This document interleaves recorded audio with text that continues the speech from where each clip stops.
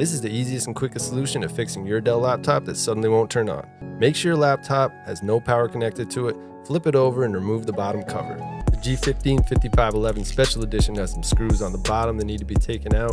Next, you're going to want to take a plastic pry tool to safely remove the bottom of the laptop, show what we got inside. Locate the battery and the battery connection to the board. This is what we're going to be looking at. This is what we're doing today. We're disconnecting this cable. You can see the connectors are moved by pulling in a certain direction. Note the direction. After removing it, simply plug it back in. I don't know what the problem is, but this always fixes it.